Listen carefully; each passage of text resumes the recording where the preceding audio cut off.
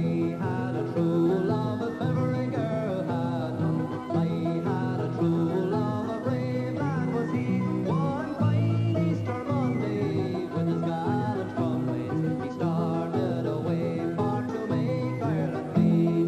For all around my hat I wear a tricoloured ribbon, all around my hat until death comes to me. And if anybody's asking me why do I wear it, it's all for my own true love I never more will see. He whispered goodbye love, old Ireland is calling. High over Dublin our tricolour flies. In the streets of the city the foeman is falling, and we birds are whistling, old Ireland arise.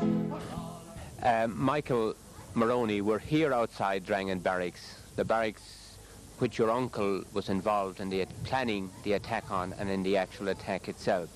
You have here a bandolier on you, you have handcuffs in your hand, and indeed you have also here a bag that was made by your granduncle, Paud Egan, while in prison. Those are what you can call mementos of the War of Independence in South Tipperary. The handcuffs indeed are the traditional handcuff used by the RIC, and which were placed on many IRA men and many good nationalist men for a couple of centuries by the forces of the Crown. Michael is just demonstrating how they operated here, how they opened and how they were closed. The bandolier, Michael, possibly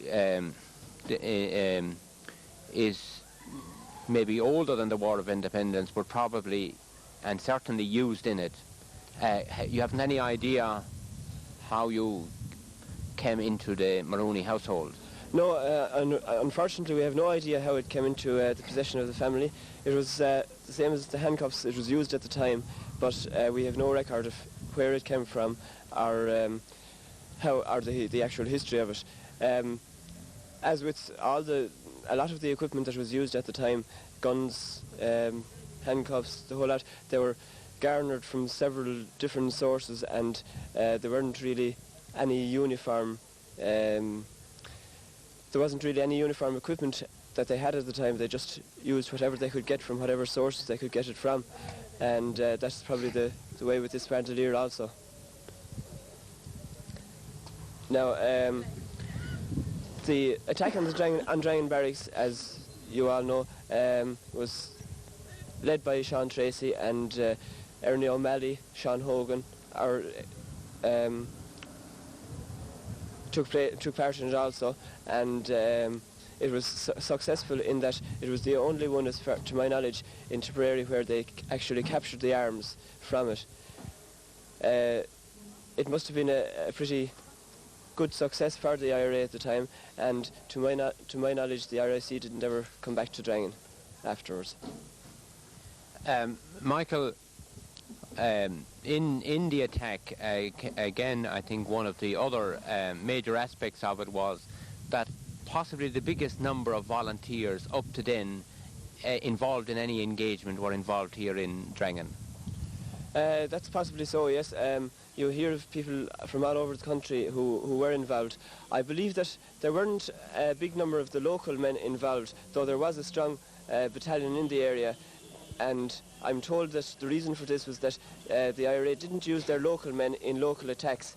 The local men from Drangan would have been used in attacks outside of Drangan, and people would have been brought into Drangan to take part in this attack.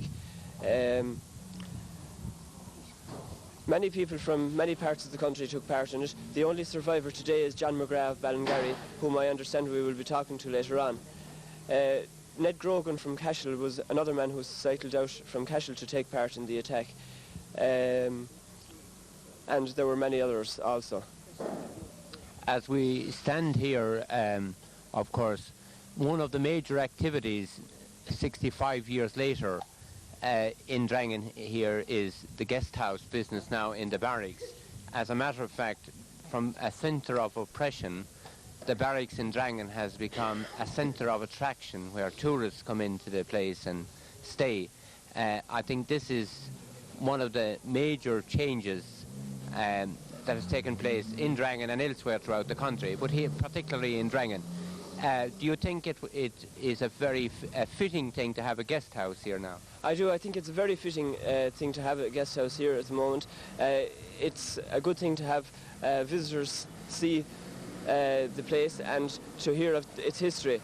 It's called the Slievnaman Guest House, and it couldn't have a more fitting name, being as it is in the valley beside Slievnaman.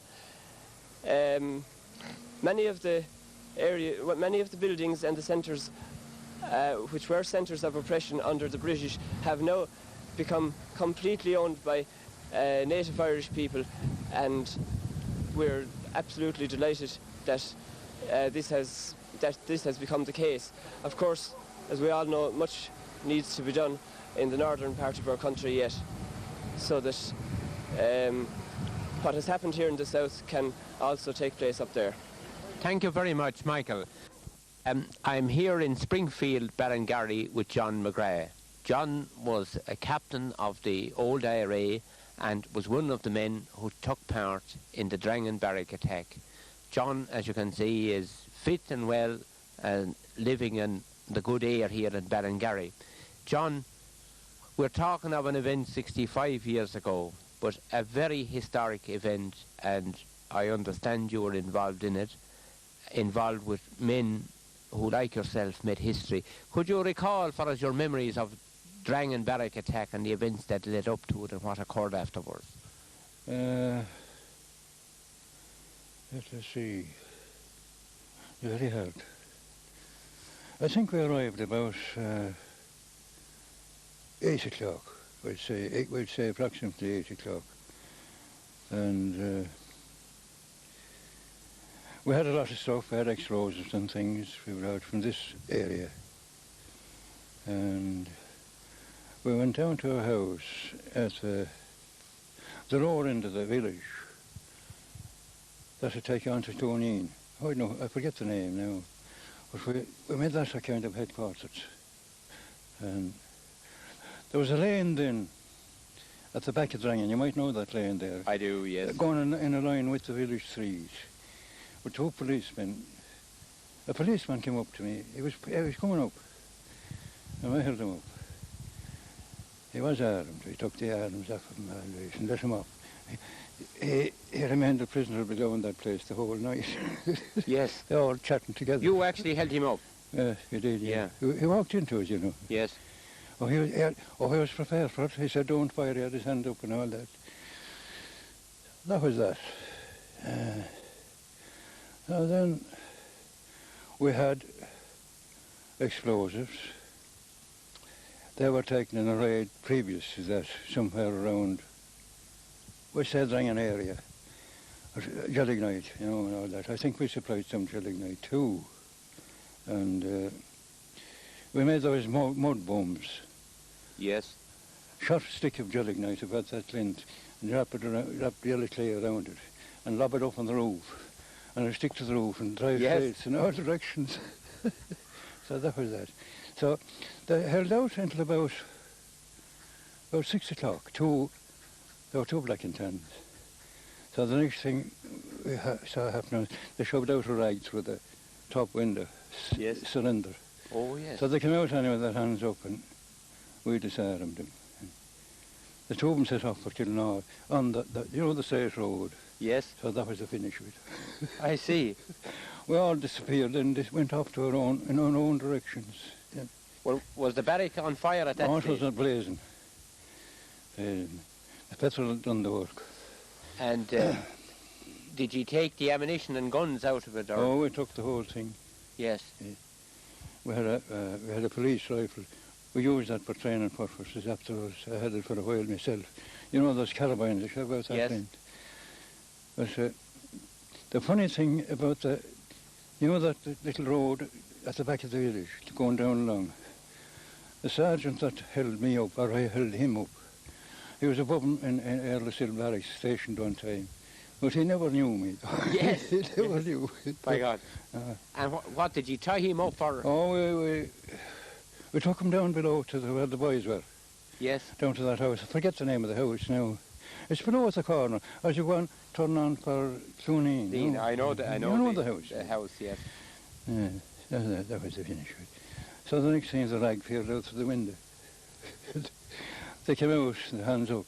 Yes. We took whatever the arms they had. We took them. We had a grand service rifle for a while. We used it in different companies for training purposes. You know. You see, you were this carabine. They were about that length. They were the same build as a rifle, but shorter. You remember? You don't remember the carabines? I saw in some you of might them. see Yes, them, yes, I have seen some. So that was the finish. Was Of Drangan. So you came back then.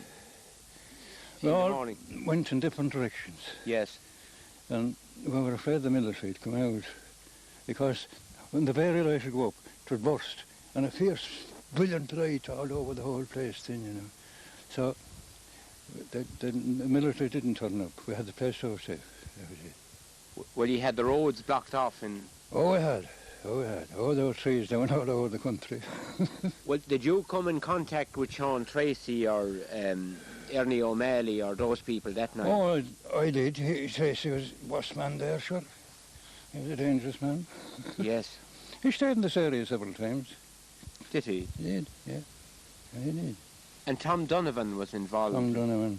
You knew Tom, of course. Oh, I did, of course. I wouldn't. He was very hot-headed. Was he? Aye. But very dedicated to the thing, you know. Yes. Yeah.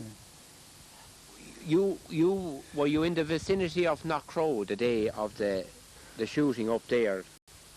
I was on the way, and some scouts, there were scouts out at our side of Drangan, they see, and he told me, so I had nothing to do when I turned back. Yes. It was a misfortunate business. Yes. God, this was misfortunate. Did you know the three fellas who were shot? I do what I forget them, Yes. but no. There was one of the Clancy's Oh, yes, there was. and Paddy Hackett Paddy Hackett and Richard Fleming. and Fleming. They were shot, I think, weren't they? That's right, the three of those were shot. shot. So Dennis Croke, or Dennis Croheen as he was known, So he was wounded. was wounded all right. Oh, it was a misfortunate business, that. But All right, our scouts out. yes, apparently. Was it the absence of scouts having no scouts out was the cause? Or was it information the British Army had Oh, got? it must have been information they got. Yes. Must have been. What else? Well, John. They were all strangers, sure. They British Army.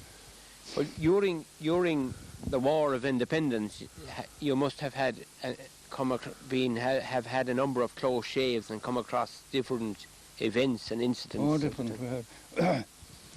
I was in bed one night alongside my father here, and the next thing is, who walked in and a policeman. One of the fellows that was above in Erlesil barracks. So the same sergeant. He said, "Get up and dress." I said, "What's this about?" I said, "People have to suffer a little for their opinions." So we went out to the gate anyway, and the truck was there at the gate, and there were a couple of soldiers in. I wasn't handcuffed at that time. But Antaballingarry.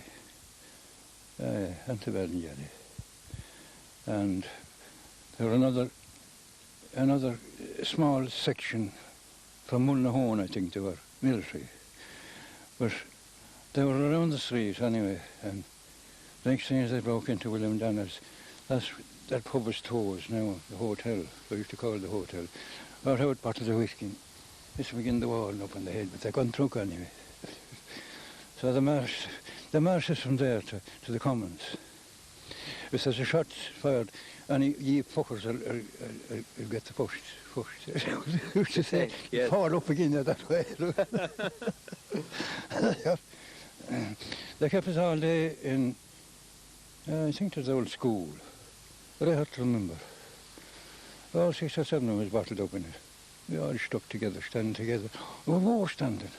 So, in the evening anyway, this truck arrived, the army truck, and we were handcuffed. I was handcuffed to a fellow by the name of Paddy Purcell in Ballingarry. He had a shop there, he didn't gun. And I was handcuffed to him that way, you know. Yes. So the man get into the back of this lorry, then truck. And when you get in there, hit your kick. Yes. And when I'd be going, Purser wouldn't be ready, and we'd get the shot here, you see. And when Purser would be going, I wouldn't be ready. So we have to go together, you know. So they kept us there in that old, small little old barrack the whole day. And in the evening then, called us all out. There was a truck waiting outside.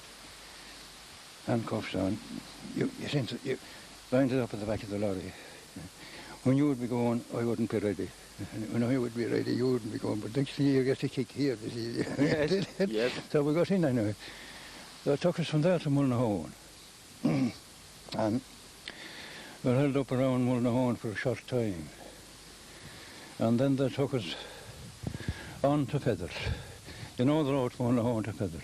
Yes. But we're going along through, what do I call it? It was a straight road along part of it. They were singing. The keyhole in the door they had. And they used to finish up with the fucking keyhole in the door. Oh, indeed, they were rough. Oh, rough? Oh, no, dust of England, sure. Yes. But, oh, they got the landed in Feathers anyway. Marched us in.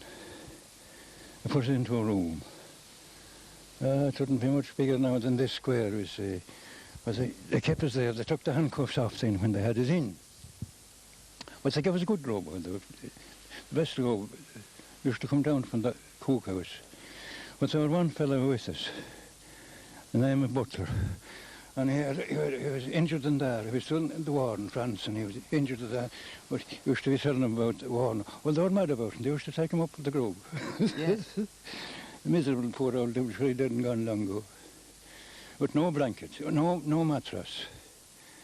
3 blankets. Yes. One under you, and 2 over you. You step on the Bare floor. timber for them. But the hip bone then was beginning to get the works. Yes. And I wasn't wearing waistcoats in that period. I had discovered the plan anyway. I made a twist of the waistcoat, you know, in a ring. And used to put it around my hip there, and kept, yes. Oh, it was grand. When they be going to the toilet, then one of them would have to go with you armed. Yes. Oh, every move. But one day, I was talking to the sentry at the door. Nice chap, he was an English fella. But this couple of fellas, they were also coming from Tipperary. It was a desperate shot at that time. Foxy man. And he had a mill's bone, he's fished. And he said to your man, Kipaki said, I share this among the fuckers. if you interfere in my prisoners, he says, you shove the bullets up the spout, you're getting this. Yes, he walked away. Yes. He did, Yes. He walked away. I often thought of that. An English fella. Hmm. I often thought him. They kept us there about 8 or 10 days. We got good grub though, but grub was no good to you when you couldn't move or exercise. That's right. This was in Tipperary barracks? Feathered. Oh, in Feathered barracks? Oh, feathered. Oh, yes. feathered. There's no barracks there now. But there was some of the Irish. There was some of the Irish regiment, an Irish regiment up there in part. I think they were a bit of a ruckus one night between themselves and the English soldiers. We heard a few shots fired, but everything was covered up from us, of course. Yes. We heard the running around here and there. But that's all we knew. But we heard after that there was a bit of a ruckus. But John, looking back on all that period, and you were a very young man and a very fit fellow in those days, and still a very fit man, I must say. What is the thing that sticks out most in your mind in the War of Independence? The first thing now is that misfortunate civil war. That's what sticks out in my mind. That busted up the whole bloody thing, destroyed the whole damn thing. The civil war. Over nothing. I knew Tracy very well, and Sean Hogan. Tracy was a dedicated man. Yes. Wonderful. Was he a very serious fellow? Very serious. Yeah. Well, could take a joke, of course, too, but very serious, very dedicated to his work all the time. Yeah. He stayed in this area a couple of nights, course, he often stayed behind in Ballylinen, several places. He stayed below at Lower Ballingarry, you know, that shop on the corner there. Yes. Stayed there several nights, right on the side of the road. By Jove. No bother.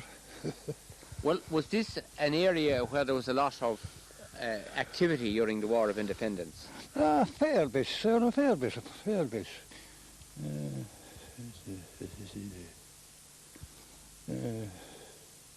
Not much, no, not much. No, we had a good company, a good working company here at that time. You were the captain of the company? I was captain there for a while, yeah. We had a good loyal fellas. Often Tracy and Hogan stayed around this area. Dan Breen, would you have? Dan Breen, we had him, well, not so often, Dan. So they're all dead and gone. Well, I remember one night we were coming back from Ballylinen, Miss Evan and Tracy. We were cycling, you know Wilford Yeah. Bridge. He said to me, he came by, he said, he was a little bit in front of me, he said to me, well, will you cycle on a bit, he said, in front of me, and I'll follow you. He was shot a week after. Wasn't that strange? Yes. The two of them stayed that night below at Sullivan's Cross. They were teachers. There's a shop there now still. Wasn't that strange? He asked you to cycle in front of him? Cycle in front of him. And what was his reason? For afraid we could run into the patrol. Wasn't it strange? It was. He never said this mark. He never passed a remark like that before to me. And we often cycled together up that road. Yes.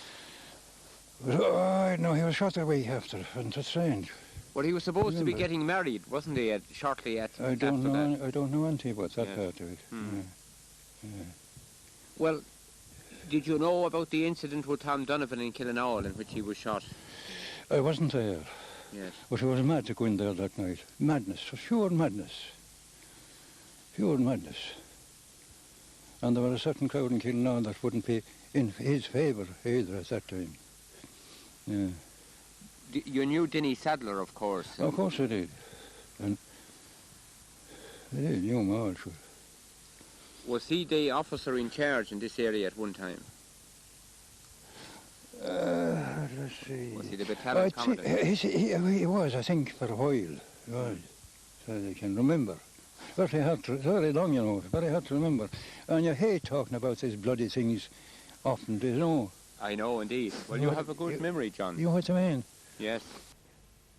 Indeed, Bill has a long and distinguished career in GAA affairs, is the holder of 3 Munster senior football titles, and to prove his versatility is also the holder of a Tipperary senior hurling championship with Killay and Castleiney. On that team he played with Tommy Tracy of the 1930 Tipperary Triple Crown winning selection. Bill, indeed, we will be asking you quite a number of questions because you have long and memory and being a central figure in many events. First of all, Bill, I'll ask you, what can you remember of your school days here in Castleiney? As regards Gaelic... As regards going to school, you know, who were your teachers here? Oh, a Cranolty man. Yes? David Wallace was our teacher here. Had he any interest in Gaelic games or in the GA? Yeah, oh, he had, very interested. We used to have challenges with neighbouring schools, you know. Of course not championship, no, but only just challenge games. He used to nearly come to them all. Would he, yes? He would even have bets with lads, you know. Yes. And who would you play in those games? A lot more, Temple 2, Temple Moor, Clonmore. And would you have many spectators in those days? We would. A lot from the parish. There was no bicycles at that time even. All the crowd would go together walking.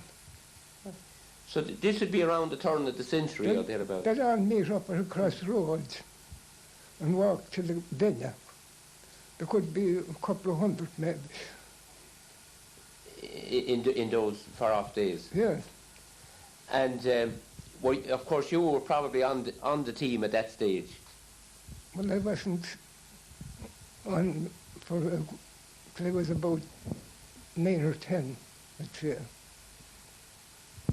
And then when you left school here in Castellani, did you continue playing games at that stage in your teen years from 14 on to 16 or 17? Well, only in training with that's all, you know. Every Sunday they'd collect, and there was no ground here. They might get a field from a fellow that they want to plough it up or something, break it the following spring. We'd be left there for a few months until they'd plough it. That kind of way, there was no ground, you know. But there was no affiliated team or anything here till about 1908 or 9, I'd say. And can you recall who was over the club here in 1908 or 9, or who? The three principal men now, I'd say, that got the thing going here was Willie Tracy. He'd be an uncle to Willie Tracy, a footballer down here in Laugh. Tom Larkin, beyond in Cobs. And Ned Bryan, he was a creamery manager in Duncaslane. He was a drum band man.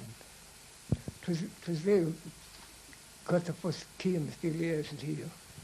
Well, did you play from that stage on with Castellani? No, I wasn't playing at all at that time with the. You were still very young, of course. Well, I'd say it would be about 1908 or thereabouts. I didn't come on until 1911.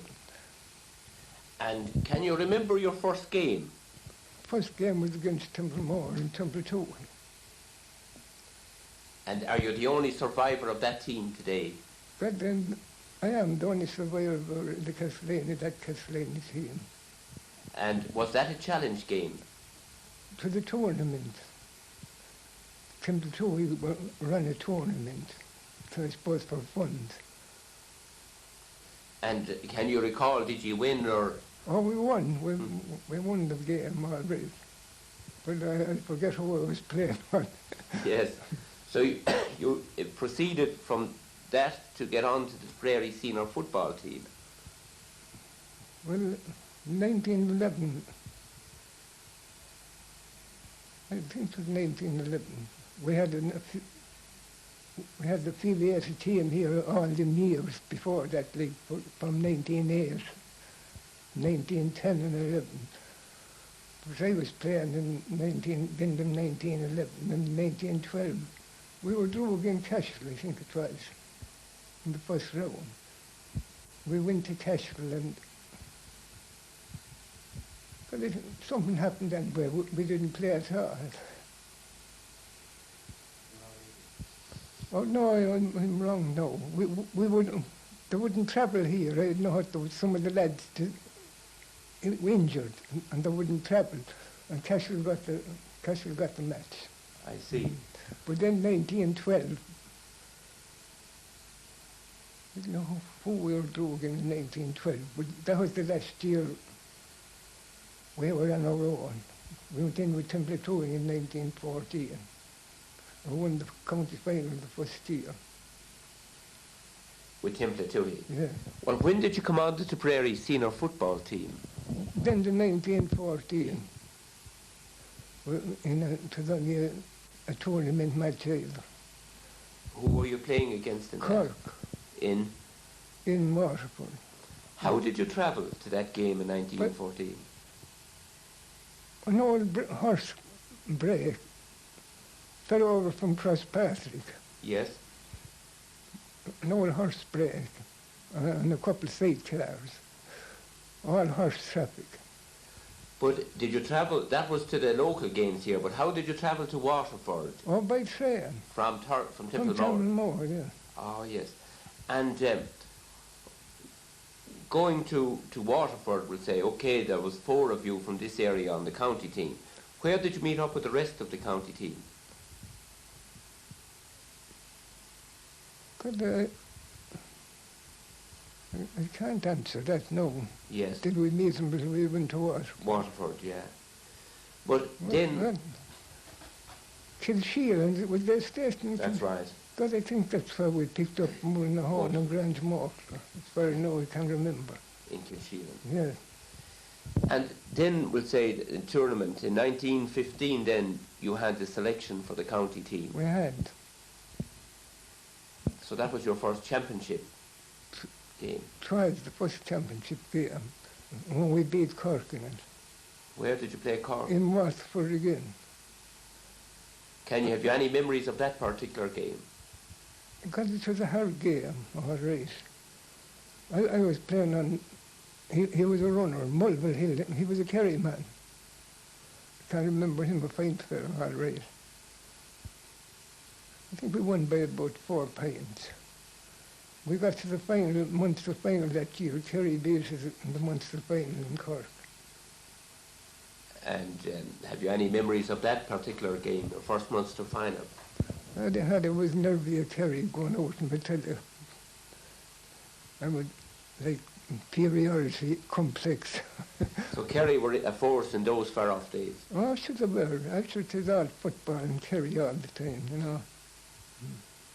Well, were you badly beaten, or how No, did it we feel? weren't badly beaten at all. We put up a great show the same day. Ned Shea played a great game, and Jerry Shelley the same day too. Well, then we come on to the historic year of 1916. The Temple Tui, how did you fare in the county championship that year? But I think we were beaten. Mm. We won it in 1914, 1915. 14 we beat Clonmel in the semi-final. And the South Championships wasn't played out.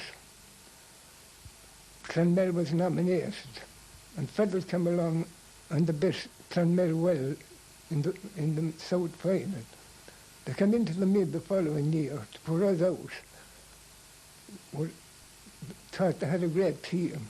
It was Pleasant Hurlers. We had about 7 minutes to go. We were winning by 16 points, I think. Feather never got a score anyway.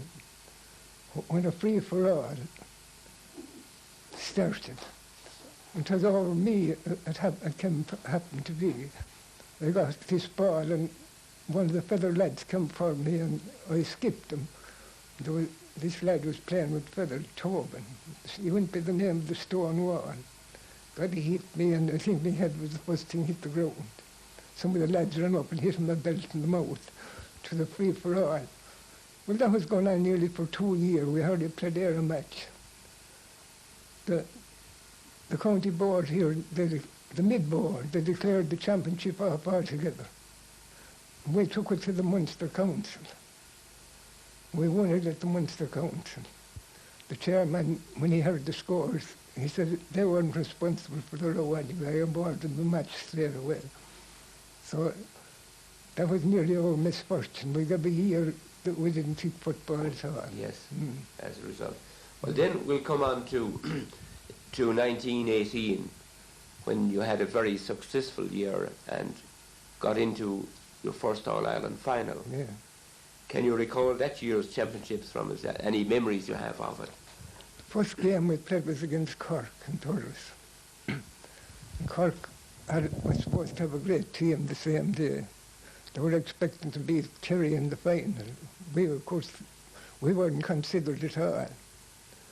But we beat them, and it was a great game. Nearly one of the best games of football at the time, anyway. But I can remember the lad reporting in the Independent the day after. He started off by saying, it may be a long way to the Prairie, but it's not a long way to the goal of their ambition in all Ireland in football. We got to the final that year, and we won it if we had to get it. Yes, speaking earlier, you were telling me about an incident with the Wexford goalkeeper in that final. Yes, he brought a ball from behind the line. We were beaten by a point.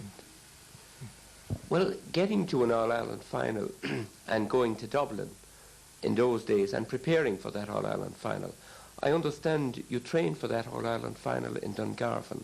Could you fill us in on how and why you decided to go to Dungarvan to train? I couldn't answer that question. I don't know why we were taken to Dungarvan. I don't know. And I think the trouble was started here. That All-Ireland final was nearly a year late. It was played in February 1919. the 1918 final. Yes.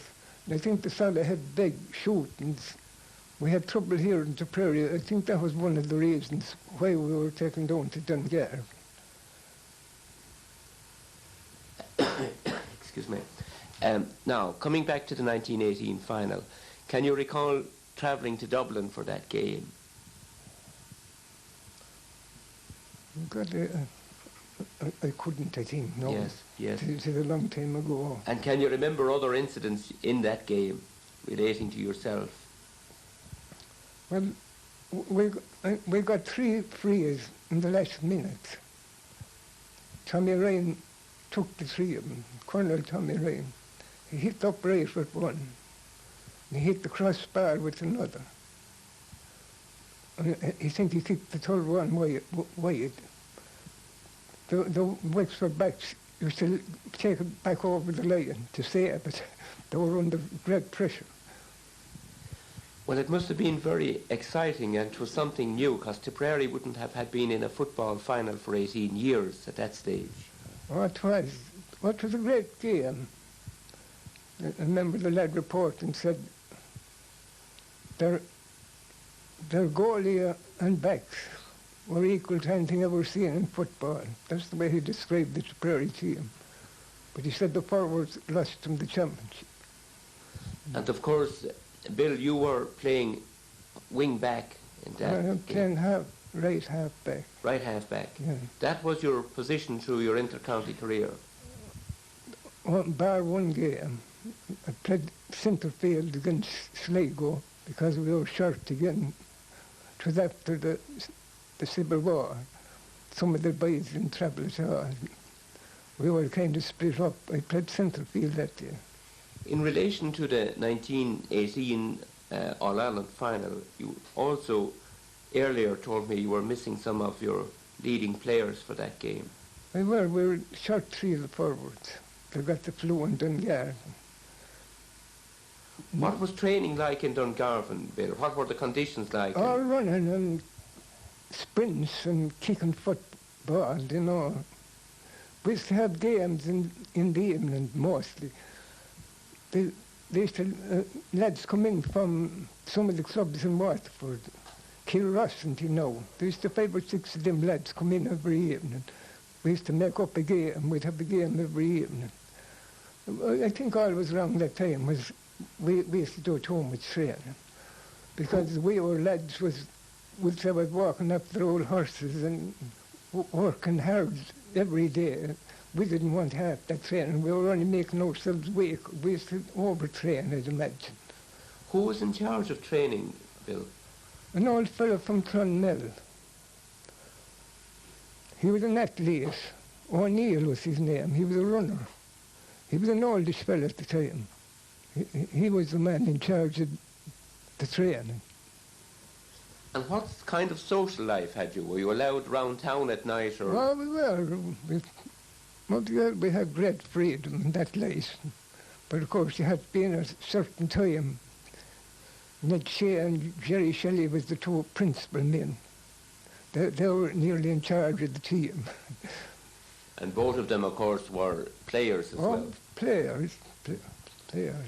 Well, we'll move on from the 1918 All-Ireland Bill. The following year, you didn't come out of Munster in 1919. No. And we come on to 1920.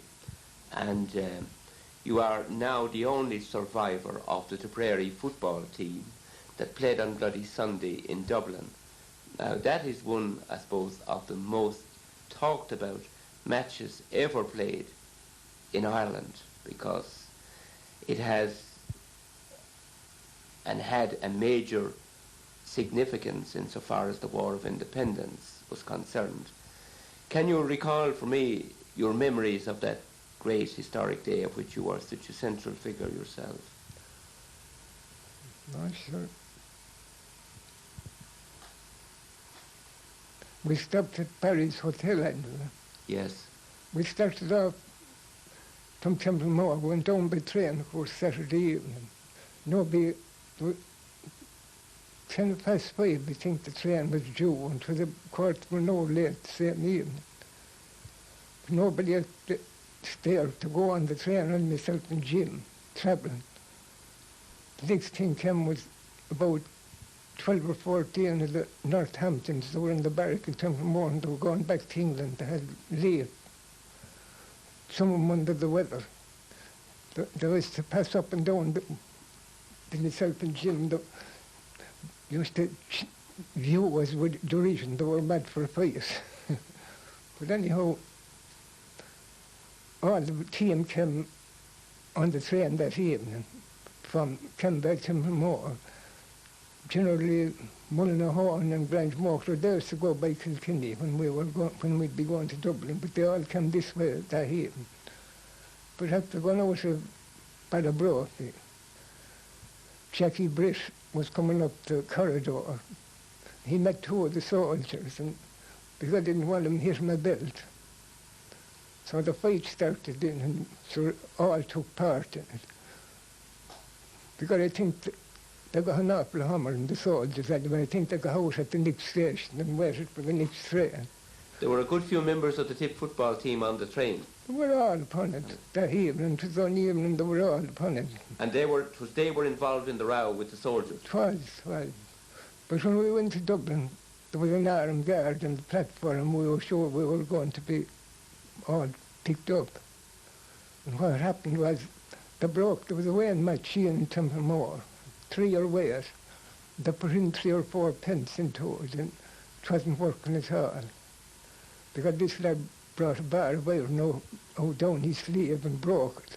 And they took the money out of it. Of course, the station master reported them, and they were picked up when they came to Dublin anyway. But we were sure it was for us they were waiting. So you weren't arrested at that point? No. Yeah. We stopped at Barry's that night. Oh, Barry's Hotel. Yes. So, what kind of a night had you in Dublin? Were you allowed out? Because November 1920 would have been, the War of Independence would be at its height in Dublin. The people moved around as usual. There was no meeting at all. Of course, till the morning after all the shooting was, they had these spies out through the city. They were living under false names and all that, and living as civvies. They were all tracked down. I think there was 12 of them shot that morning. So, of course, that's where all the troubles came in. But we started for Croke Park then, and we didn't know anything happened at all that morning. But the game was only on about hardly 10 minutes when this plane came and circled over the field. Came down very low and circled over the plane pitch and went away. It was they gave the signal that the game was on. The next thing, 3 or 4 tons came in the canal gate there. They fired 3 or 4 with handguns. They fired 3 or 4 shots in rapid succession. Because I was always to think about the 50 yards mark. And the ball was down near the Dublin goal at the time. We were all looking. When I looked back, first thing I saw was all the crowd running away round the canal gate. Nick Hogan and the Dublin player was coming running in my direction. At that very instant, all the shooting started. So it was like a battle. But I followed the Dublin player down the field, down to near the railway end. When he went down just near the railway end, he crossed over the playing pitch.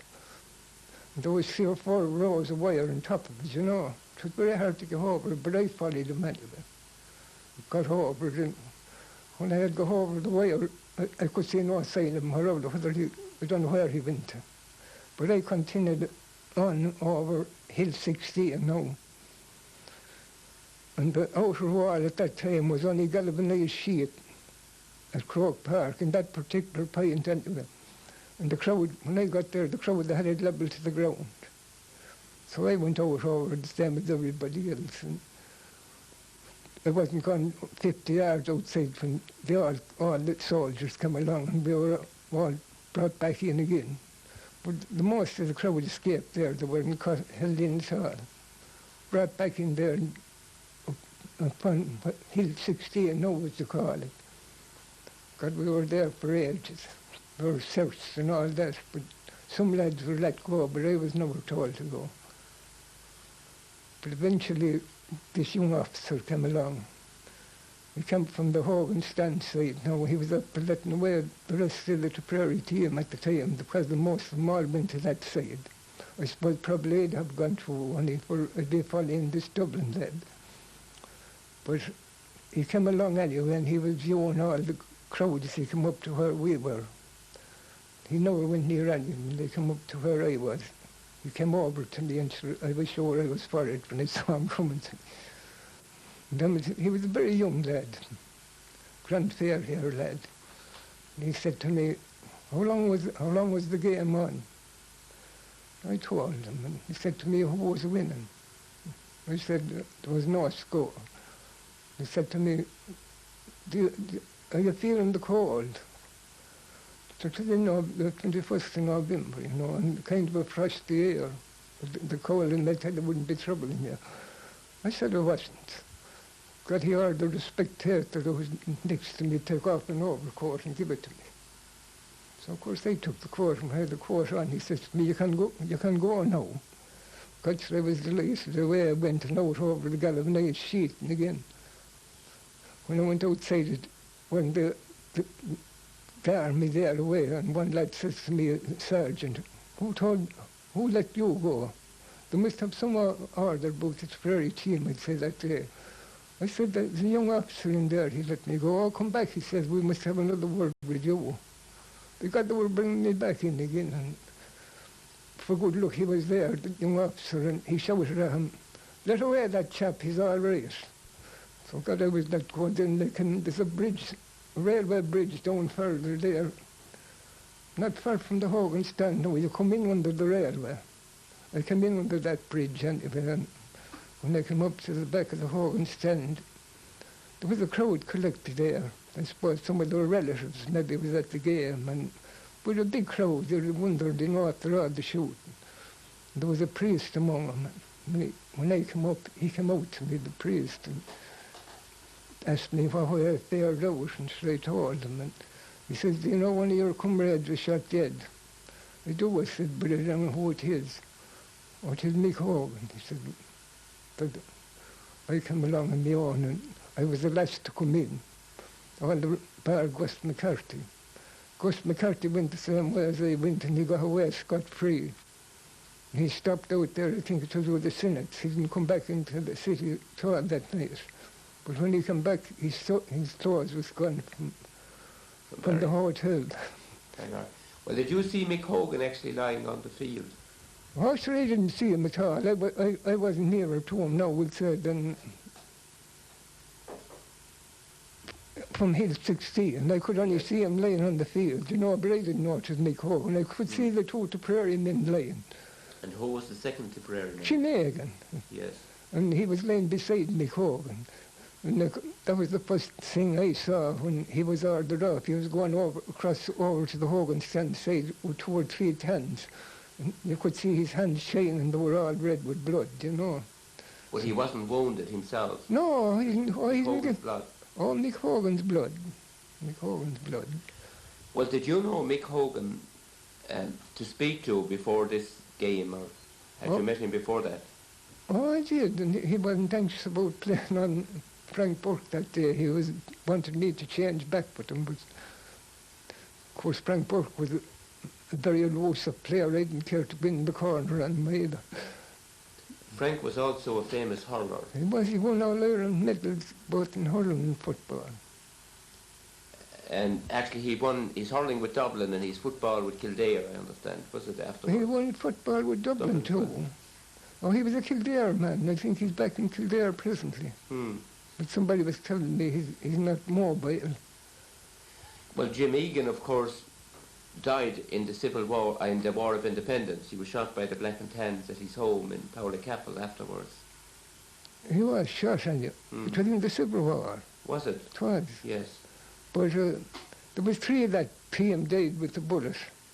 Jackie Britt, he went away with the column after going home, after Mick Hogan's funeral.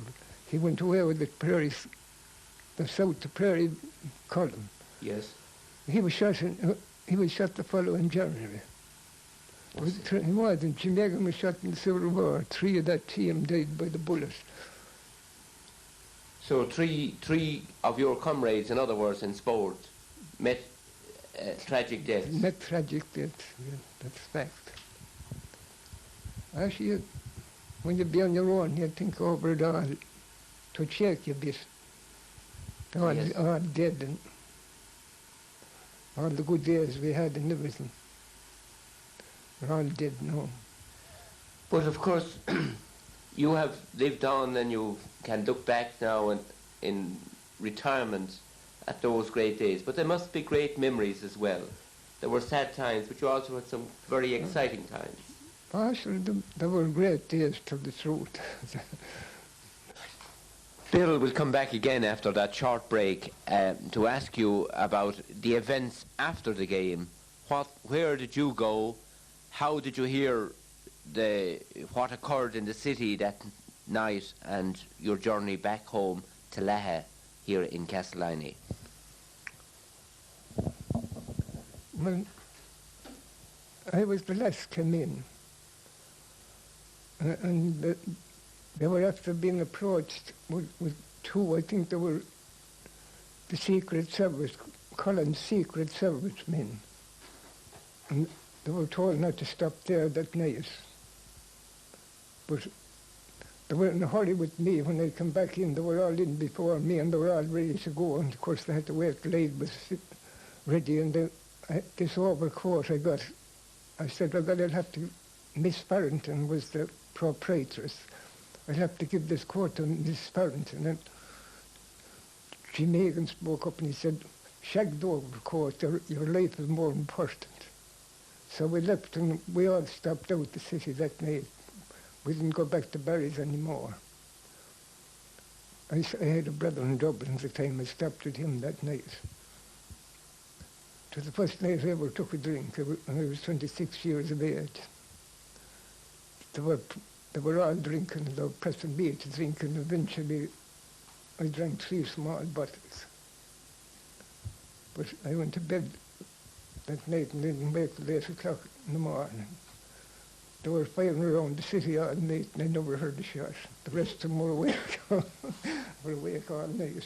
And what part of the city did you stay in, Bill, can you remember? In Wexford Street. In Wexford Street? Yes. Well, did you hear then the following day about the people there was a stop. being shot? There was a stop press that evening, you know. Yes. What they call a stop press. I suppose it don't happen now. They came out with all what happened in Croke Park and the shooting that morning and everything. And all the trains were cancelled from Dublin. We couldn't get out of the city. We didn't get home for the following Thursday. Oh. No, the trains were cancelled and Thursday when we got home. Of course, Mick Hogan's funeral was Wednesday, I think. They went, I think, by Kilkenny. They must have gone by road. So, as a result, you were unable to be at his funeral? We were unable. We couldn't get to Clonmel and get back at all the time. All things were very hot, especially in South Tipperary. We might be put in quad. We went up to South Tipperary at the time. Well, was there fierce consternation among the members of the team when you went back to Barry's Hotel and found out Mick Hogan was dead? Oh, there was. Everybody was shook a bit, but there was a couple of lads. It has happened before I came in. The tugs had to be took up. There was a couple of them suffering from shock. A couple of the players, the Tipperary players. But the rest of the team stood up well to it. Can you recall the team for us, Bill, that played that day? Actually, I could. Scout Butler, he's from Feathers. He was a goalkeeper. He was through all World War One up to the Battle of the Somme. He got wounded at the Battle of the Somme, and he went to do any duty after. He went in any actions after that. But after Carroll was the regular goalman at the time of Templemore, he was one of the greats. He had a family bereavement. He didn't travel at all that day. Maybe he was lucky. But the feather lads brought along Scout.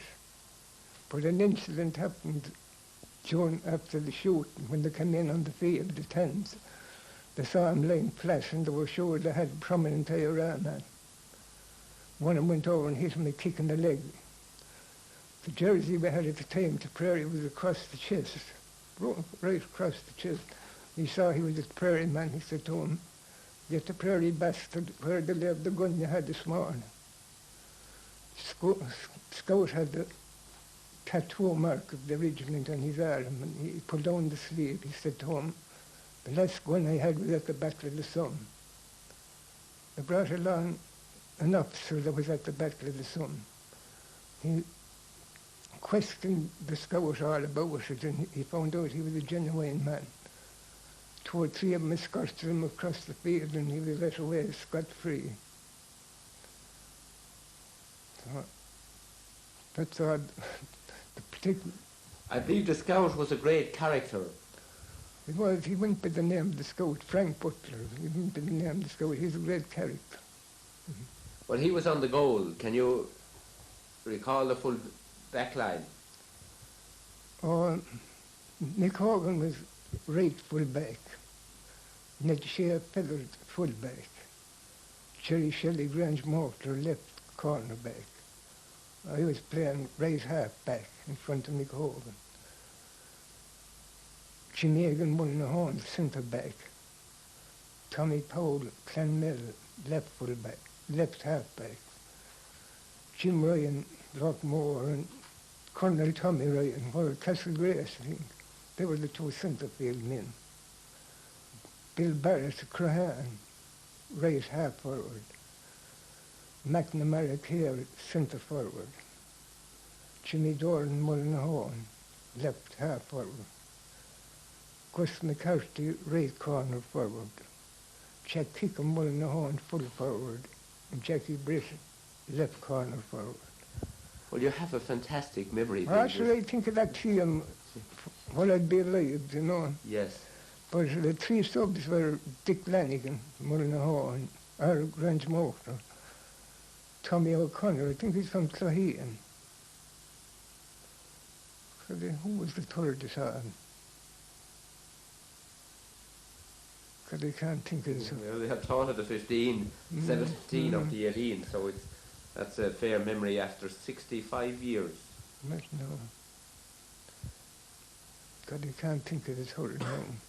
Well, you came back home here on the Thursday. Was there great consternation here in Lockmore, Castellini, and with yourself and Jim Ryan from the parish being in Dublin and being difficult to communicate with home?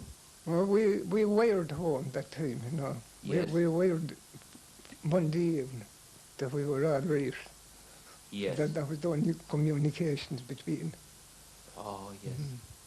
But of course, I was interviewed with several of them after coming home about the proceedings. Well, you know, in those days, in relation to football, was there very big interest in the Tipperary football team? Oh, great interest. Look, there was 10 or 11,000 at that game, and it was only, we'd say, a challenge game. But I suppose it was a place for somebody to go, for a couple of hours. Of course, nobody thought that was going to happen. Well, your journey back on the train, you came home by train, presumably. Oh, I come home by train. That was uneventful. your return journey? Oh, we come home very quiet. You had no British Army soldiers to fight with on the way back? Oh, no. Nobody had been ever got into trouble. But Bill Grant at Timbermore too, he was one of the regulars at the time. He was arrested with the Tans a month or so before that. He was up in Ballykindler camp. He'd have been playing too if he had been at home. Well, during those troubled times in the Castellani area, living here in your own area, had you much problem or interference from the Black and Tans? Well, they'd visited a good few times. They had to have the names of all the occupants in the back of the door and all that kind of thing. They'd come in and look at the names on the back of the door and question them. Because in fact I wasn't here at any time they came. We'd be out working, you know. But I never got into trouble with them. Well, in the middle of all those exciting times as well, and we'll divert a little, you had those alleged apparitions here in Templemore or outside Templemore. In Templemore. Yes, and in Templemore itself. Yeah, in Templemore.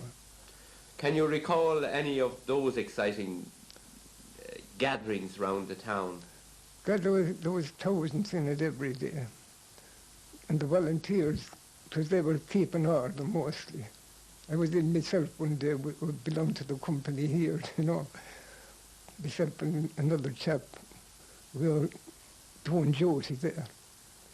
But there was a very noted man. He was after shooting two DIs at the time. He was there walking around, and the barrack was only over 100 yards. He was walking to his lads, congratulating them and all this kind of thing. No excitement with him at all. He was an upper church man. He was indeed. Yes. Jim Stapleton. I know that. Well, I think it's an established fact, Big Jim Stapleton. Oh, that's the man. Was the man indeed. He was with wearing a knicker pants and long stockings. Yes. He was walking around there the same as he never fired the shot. I suppose if I know he was there, he'd be shot straight away. Well, did you know James Walsh? Oh, and I know him at that time, but not until that time. And what was the reaction of the ordinary people around here at the time? Not sure everybody believed that was genuine. That's why to be hard to believe that the statues moved in Cork or anywhere presently. Yes. Well, it has been claimed, you know, that people came and were cured in Templemore, that they left crutches here and there. And Oh, they did. There was only a mountain left, crutches. Of course, I suppose they had that belief. And what did you actually see when you went in there? God, sir, they were all trying to get in Welsh. He was in to the newsagent shop. He was there every day, you know, and they were all getting in to shake hands with him, you know, and all this kind of thing. We were only doing duty, keeping the crowd back.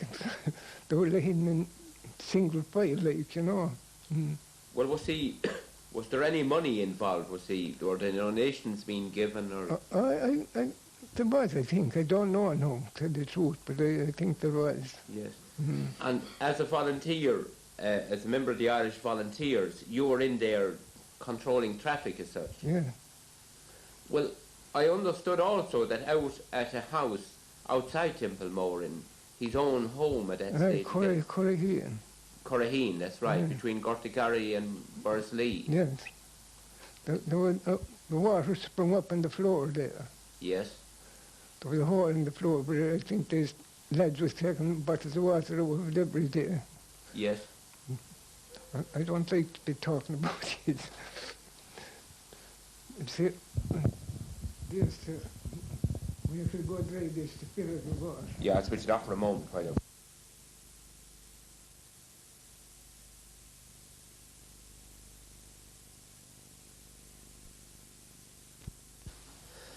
Well, Bill, we're back again. We were just after dealing with the famous apparitions in Templemore, but we must go on to the 1920 All-Ireland football final in which you played, in which was Tipperary's last success at senior level.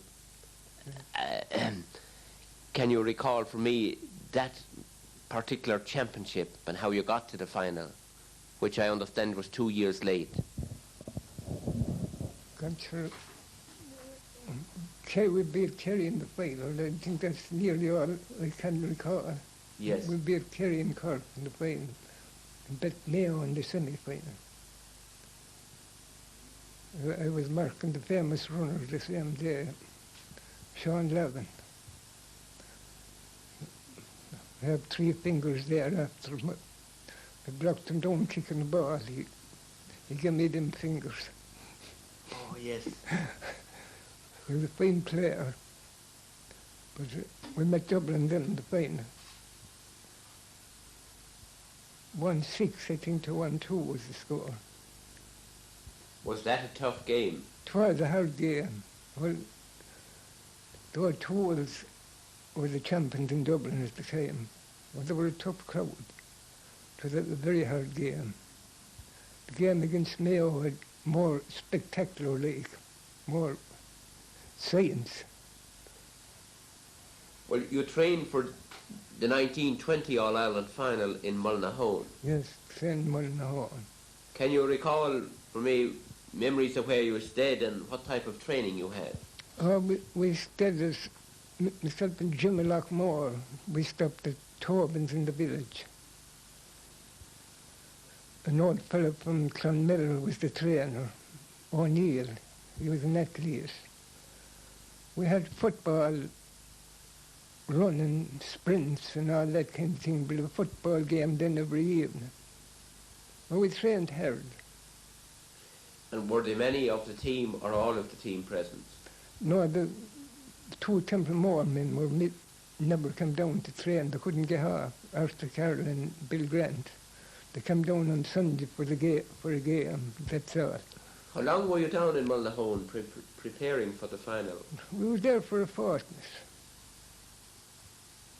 So collective training was a part of the programme in those early days? Yes.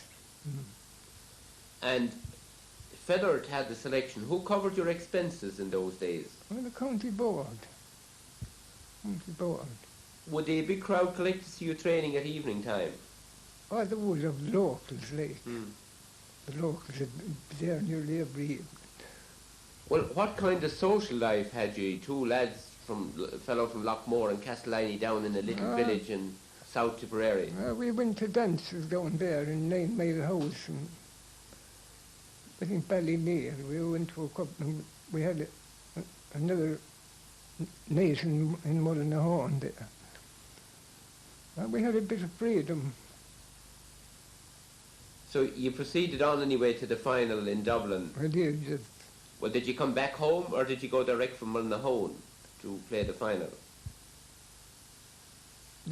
After winning the final? No, did you go from Mullinahone as a group up to the All-Ireland? We came home.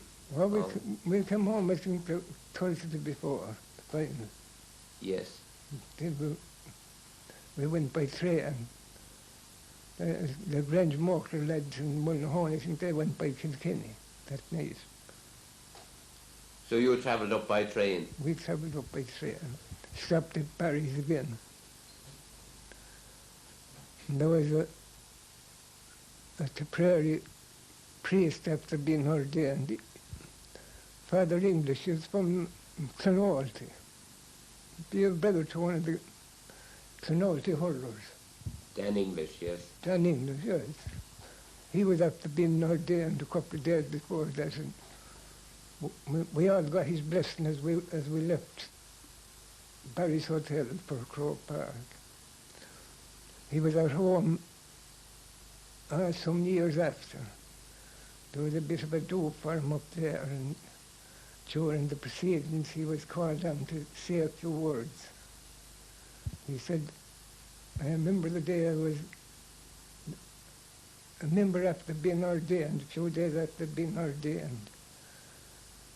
I went to see the Tipperary team play Dublin in the All-Ireland final. He gave me a blessing, he says, as they left Barry's Hotel. They won the game and they never won one since. He mustn't have given them his blessing since. Well, but you could read it the other way. We won because he got his blessing. Well, indeed, the fact is that you won an All-Ireland after 20 years We did, for Tipperary, and that was a major achievement. You got into you won another Munster final subsequently. We did. Sligo beat us in the semi-final, there in the semi-final. That was a major surprise, I'm sure. Not a surprise. We were hot favourites. Well, we hadn't a full team till after the Civil War. They were divided a bit in South Tipperary. Yes. Some of them didn't travel. Well, your 1920 All-Ireland winning team, sadly, Jim Egan had lost his life before the 20 All-Ireland final. And you had a few changes from the Bloody Sunday line-out. Well, we had Mickey Harrigan. He was a forward, a very good forward. Who else come on then? You had a different goalkeeper. Oh, Arthur Carroll. Yes. Arthur Carroll was the goalkeeper. McNamara was right back. Ned Shea full back. Jerry Shelley left corner. I would play the same position, and half back, right half back. Ned Shea feathered centre back. But I think I'm wrong now. It was Jerry Shelley was full back and Ned Shea centre back. Bill Grant left half back. Jim Ryan and Mick Tobin centre field. Bill Barris, Mullinahone, Vincent Vaughan, Mullinahone, and Jimmy Doran. The half forward line were three Mullinahone.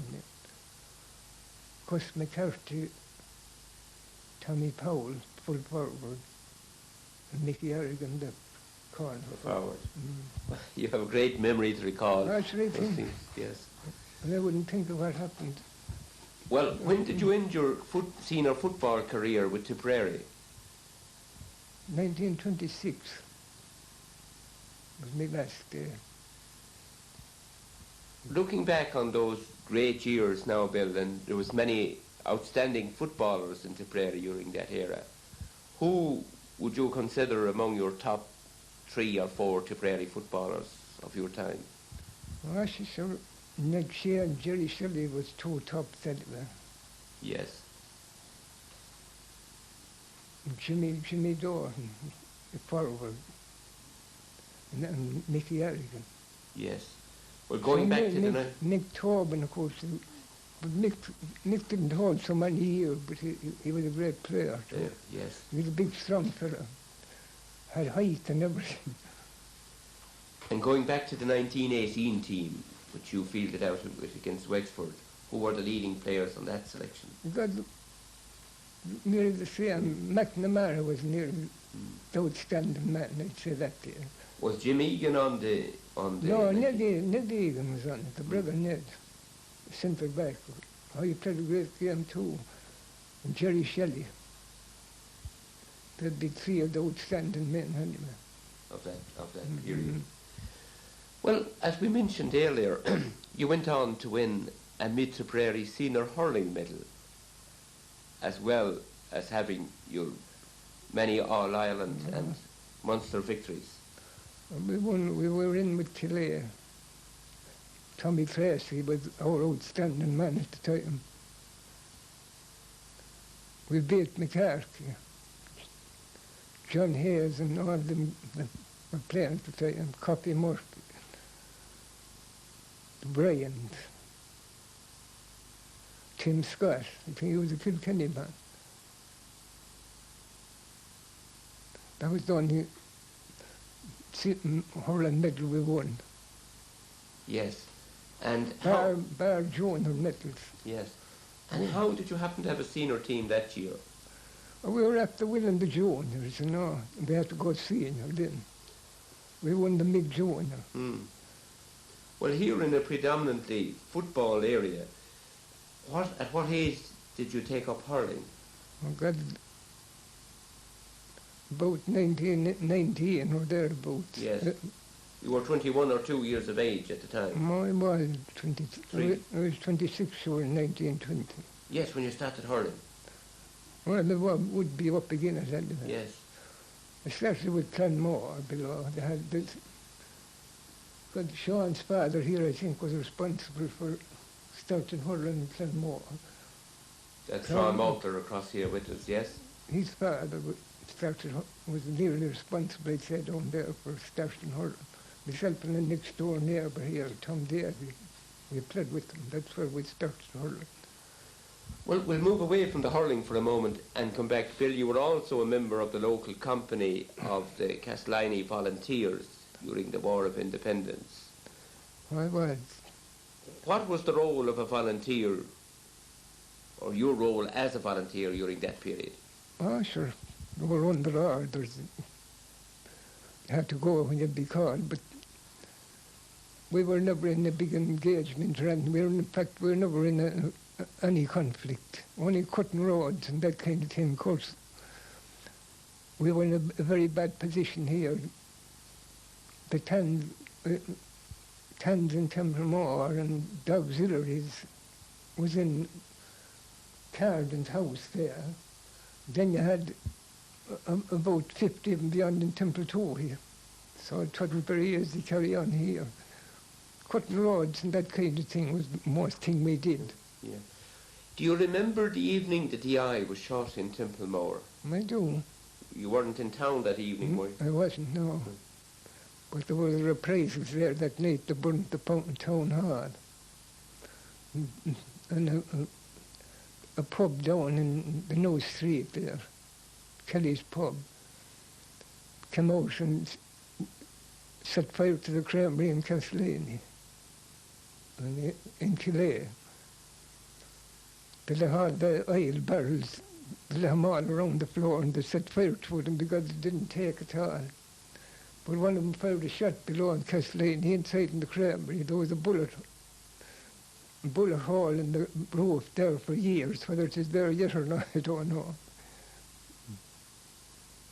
And, excuse me, looking back at those exciting days, indeed, and the many memories you have of them, going back to your earlier days, around the turn of the century when you started to go to school, the Ireland of that time must be completely different to the Ireland we're living in today. Quite different altogether. Motor cars must have been extremely rare. No such thing as a motor car, nor hardly a bicycle at the start of the century. Yes. About 1905 or 6, odd bicycles began to come in. There wasn't a bicycle up to that time. Well, did you ever see any people riding the old penny farthing bikes in your youth? I didn't, no. Never did. But it was all horse traffic. The first time I was ever in Nain, was the day the McCormicks were brought home to Lochmore. That must have been some day. 1910. We started off here about 5 o'clock in the morning with a pony and trap, 4 of us. That was my first time in... You drove on into Templemore and on to Borrisolee. I can't remember, there was a big spanner across the street in Borrisolee. And read Revenge. It was in big print. And under it was Not Justice. Revenge, not justice. It was across the street in Borrisolee. Was there big crowds moving to Nina? Actually there was an awful crowd in it altogether. Well, when you were starting off for a journey to Nina at that time in a pony and trap, you had never been there before. Did you bring refreshments with you, or? I know we had got refreshments in Nina. Yes. We had time, we were there, early. We had dinner in Nina. They had to get permission in the House of Commons at the time to bring home the remains. Yes. Jimmy Dillon's father, old John Dillon, He was the man responsible. He came to Lochmore. He spoke beyond in the chapel yard in Lochmore, and certain Father Hackett the same evening. And you were there also? I was. And we're talking of 75 years ago. Mm. And the one thing I could remember about Canon Hackett, he was a great landlady and all that, but he spoke beyond, and one thing he said was, we're asked to forgive and forget, but never while grass grows will we forgive or forget the tragic fate of the McCormick brothers. there must have been a massive grouping of people there. Oh, so the place was crowded out. And was it by horse hearse? Oh, by horse hearse, 4 horse hearse. Had they 2 hearses or just one? Oh, one hearse. With the 2 coffins? 2 coffins. And you followed it back from Nina along the Oh, route? they followed it back. There was nearly a line of cars from Timbermore to Nina. Yes. But going that early in the morning, did you meet many other cars on the road, or? Oh, there was a good few, you know. There was bands from all over the place in the same day. They were most of them were nearly gone at that time. Well, you'd have been 16 years of age at that stage. Was it 10 with your... I was, 16 Yes, years your old. parents that you travelled with, or... Oh, no, neighbours here. Yes. 2 of them, Maher Delahan and Jack Purcell. 4 of us. What did you hear about the McCormick brothers at that stage when you were going? Did you know of the McCormick brothers and what had happened to them? Or Oh, sure, we know all about what happened already. But, before 1910? oh, we did. I should have A topic of talked conversation. to it was. There was a famous ballad about them as well. Well, there was. There's a man down here below up and sings it. Yes. Who was he? Patrick Stebbs. Oh, we must get him sometime to sing it for us. But of course, the McCormick brothers are one of the great stories of Lochmore, Castellini, Well, that's it. and the great names in the parish. But what was the local tradition? Was there fate discussed round the firesides when you were a child growing up? I got to heard it discussed thousands of times. Yes. And can you recall any aspects of the tale for us? I often, the rain was something terrible the same day that they were executed. I often heard of that. I often heard an old man up here saying they were sowing potatoes up in the garden there was a fall in it. The rain ran down the forest, same as for the river, for the terrible evening, the day they were executed. So actually you remember a man who remembered that time. Oh, there was several of them remembered it in my early days, you know. Did you ever meet anybody that knew the McCormick brothers? God, sure. Did meet some of the Lochmore men know them well Yes. at that time. Because we're speaking of an event, 130 years ago. Yeah. So it just shows you how short the span of time is that Oh, God, there was a lot of the old fellas at that time remembered yes. the day of the hanging. Yes. In a jail. Looking back over all those years, Bill, what is the most outstanding memory in your life of 91 years? Oh, sure. I suppose Bloody Sunday was the most out. It's an event you'd never forget, you know. Well, Bill, we have covered a lot of ground with you, But I'm nearly dead now, anyway, to the and truth. we are absolutely delighted to have this opportunity of this interview.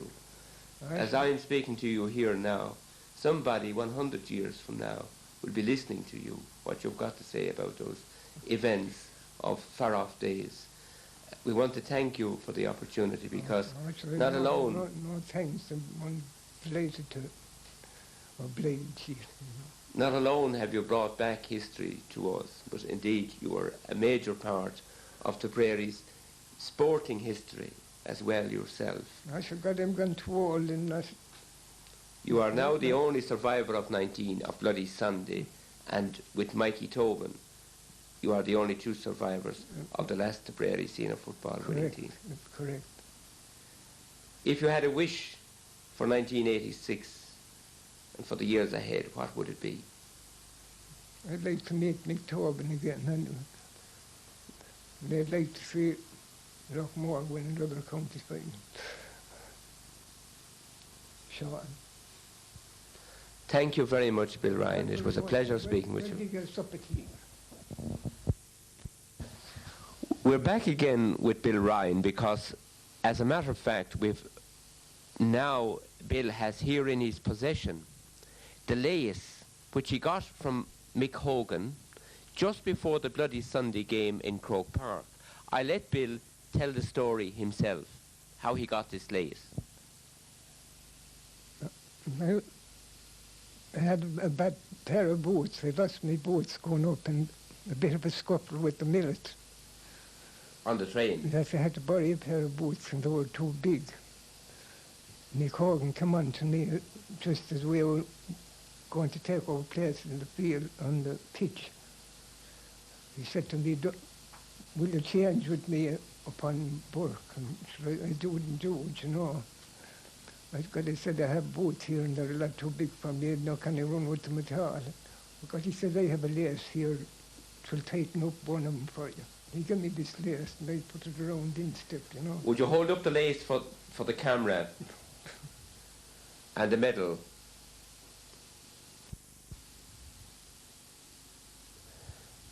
Now, the lace that Bill Ryan is holding, as we said earlier, is the lace he was presented to by Michael Hogan just as they walked out onto Croke Park before the start of the Bloody Sunday game.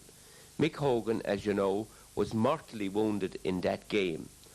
Bill has just been relating to us that Mick Hogan was extremely concerned over having to play on Frank Burke, then one of the best known and most feared forwards in football, who was playing on the Dublin team.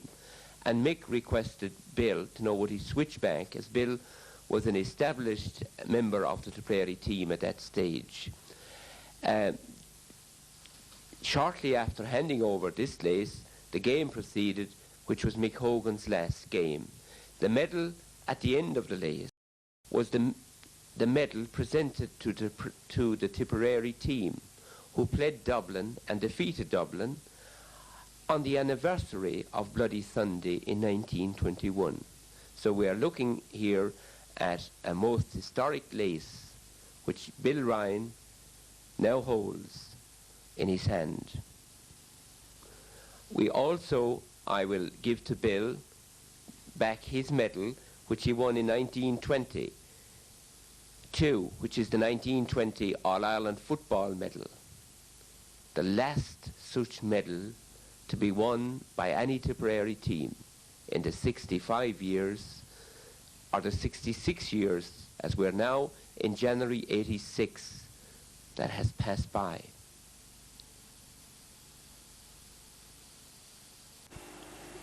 Speaking on behalf of the 3rd Tipperary Brigade Old IRA Commemoration Committee, the National Athletic and Cycling Association, and on my own, I wish to extend to the Kelly family sincere sympathy. They and Ireland have lost a man who played, as I say, a major role in events that made the Ireland that we are so fortunate to live in today. Tom Kelly was a man who, through his life, was determined to avoid the limelight. As a result, he spoke seldom of the events he was involved in, and only then to people whom he knew had some knowledge of his involvement. At an early age, in his manhood years, he went to Dublin and there became involved in the national movement and in preparing to help in the national struggle that was to take place. Among his early involvements was membership of the Irish Volunteers. And as a member of the Irish Volunteers, he was present at O'Donovan Ross's funeral, standing beside Padraig Pearse as he delivered what was and is the most important oration in Irish history. He was deeply involved in the organisation and work that went into the arrangements for the 1916 rebellion. Being involved with the late and great Phil Shanahan of Hollyford, a member of the First Dáil Éireann, and also one of those prominently involved in 1916, Tom Kelly, as a young man, was a member of that elitist Republican grouping known as the Irish Republican Brotherhood. Through his involvement in that organisation, he became associated with many of the great national leaders of the time. He was indeed a very close friend and associate of Michael Collins through some of the most exciting and dangerous period of the national struggle during the War of Independence. His friendship with Michael Collins, or Mick as he called him, was one of the things that he treasured most through his long life. Indeed, Tom was an avid reader, and one of the last books he was reading just in the days immediately before his death was an autobiography of Michael Collins.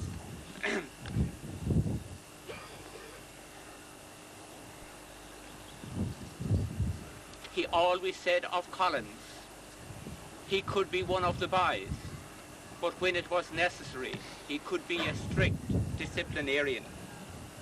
Without Collins' secret service, Tom Kelly confided to me on a number of occasions that we never would have succeeded in persuading Britain to concede to us what she eventually gave. Tom Kelly knew, because Tom Kelly was part and parcel of that amazing network that Michael Collins had set up and established so successfully to win the freedom that we enjoy in 26 counties of our land. When Dan Breen and Sean Tracy, our renowned Tipperary freedom fighters, went to Dublin, they immediately made contact with Phil Shanahan in Foley Street, and through Phil Shanahan with Tom Kelly. And Tom Kelly, during their contribution to the fight for Irish freedom in Dublin, he was their advisor, their guide. And when Dan Breen lay dangerously ill after the struggle at Drumcondra, it was Tom Kelly, with 3 other chosen people in Michael Collins' select band, that went to rescue Dan Breen, and they successfully did that.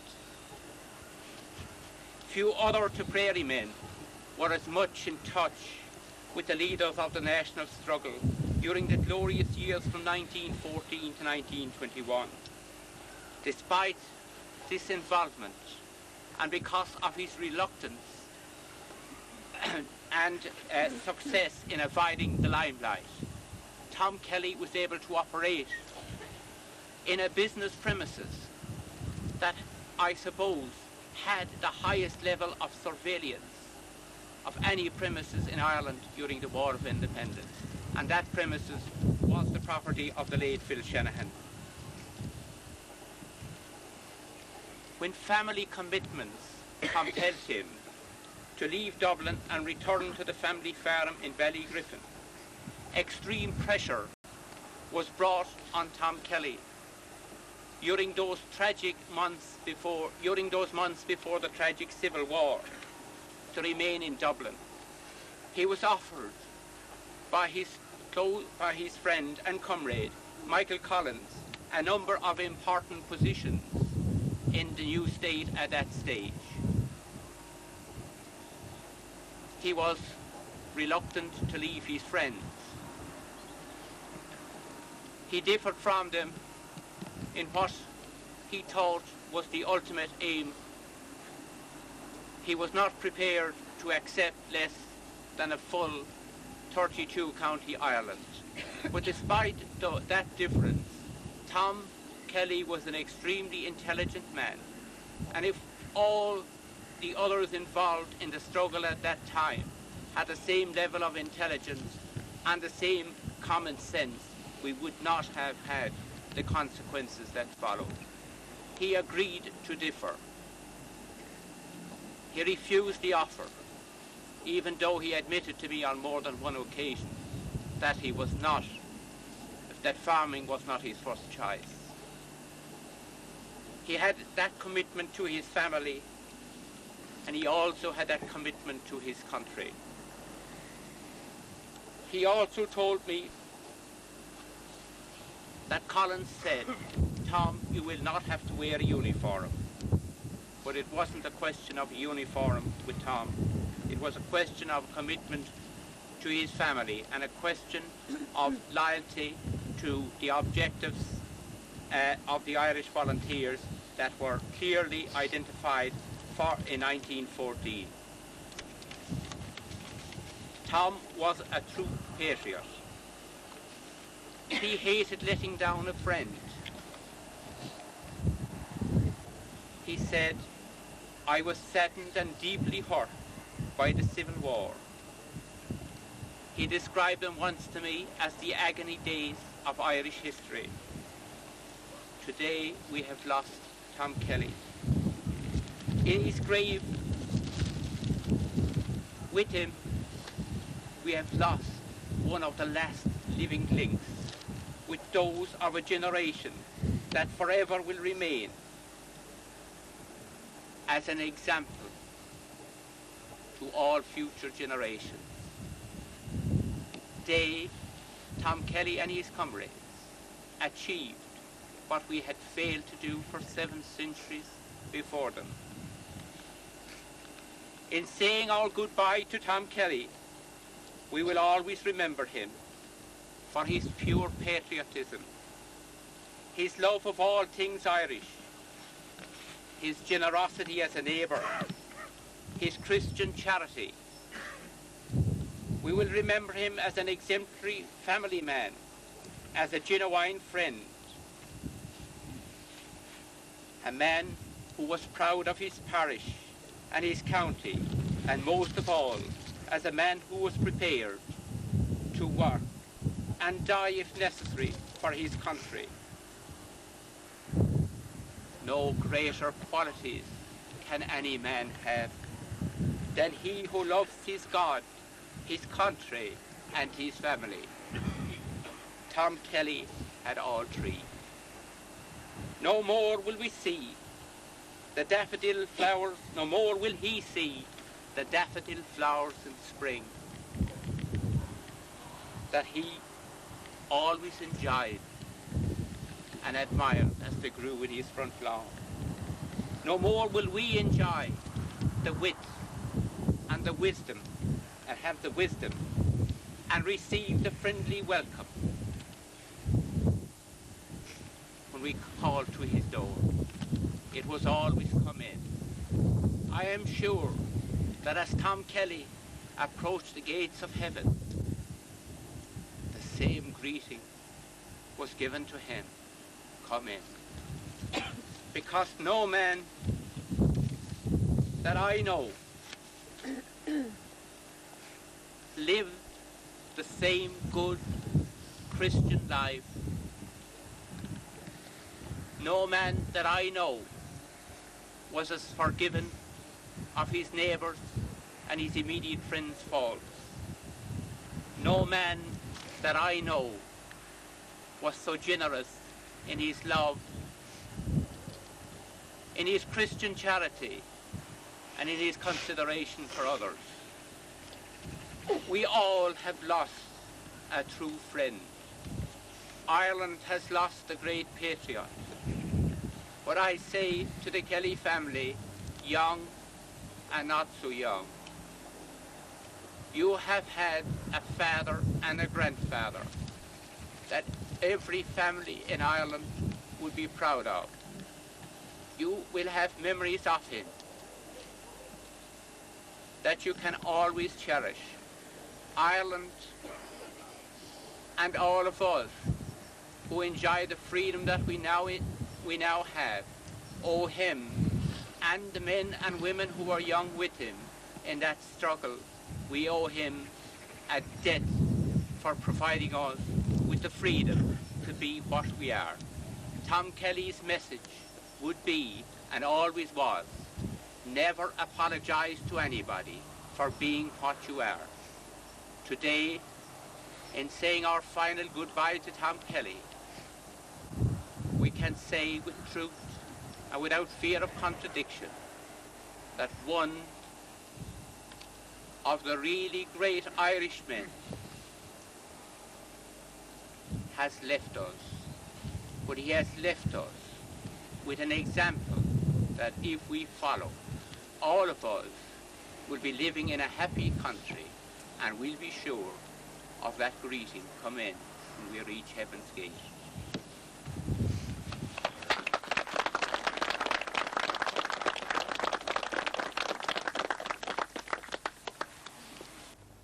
Thank you.